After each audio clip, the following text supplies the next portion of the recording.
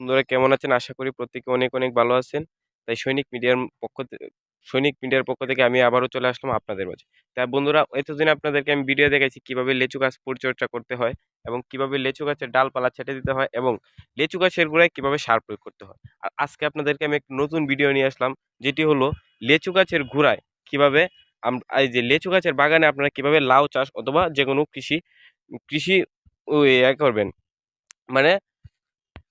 মানে কিভাবে গোড়া বসলে চাষ তো আজকে আপনি যদি দর্শক বন্ধুদের উদ্দেশ্যে বলতেন যে আপনি যে এখানে লাউ গাছ চাষ করছেন, জি, আপনার জি। লিচু বাগানে কি কোনো ক্ষতি হবে?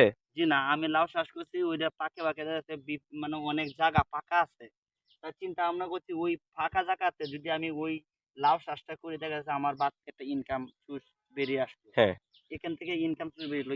তাই আমি দর্শক ভাইয়ের উদ্দেশ্য নিয়ে বলতে চাই যে আমার মতন যারা লিচুর তো দর্শক বাগানে বন্ধুরা কাজ আপনারা করে আপনারা দেখতে পাচ্ছেন যে এই যে এখানে আরো লাউ গাছের চারা, এই যে লাউ গাছের চারা, তো এগুলা কিন্তু উনি মানে উনার যে একটা বাড়তি একটা খরচ অথবা বাড়তি যে খাওয়া দাওয়ার একটা খরচ আছে ওইগুলা কিন্তু উনি এটার থেকে চালিয়ে নিতে পারবে। জি, জি। তো ভাই এই যে আপনি যে এই গাছটা মানে লাগাইছেন, এটা কতদিন বয়স কতদিন হয়েছে গাছটার? গাছের বয়স হচ্ছে 10 দিন। মানে 10 দিনে এত বড় গাছ? জি ভাই। এটা কিভাবে ভাই?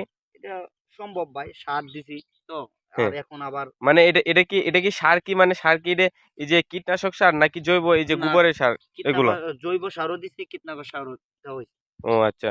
তো দর্শক বন্ধুরা আপনারা জানতে পারছেন যে উনি কি সুন্দরভাবে মানে সুন্দর একটা করার জন্য উনি এই লেচুর বাগানে কিভাবে লাউ গাছের চাষ করছে।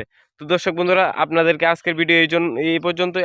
আবার দেখা হবে পরবর্তী কোনো ভিডিও। আবার বুঝতে সমস্যা হলে আপনারা আমাদেরকে কমেন্টের মধ্যে জানিয়ে দিবেন। ধন্যবাদ। ভালো থাকবেন, সুস্থ থাকবেন। আজকের ভিডিও এই পর্যন্তই।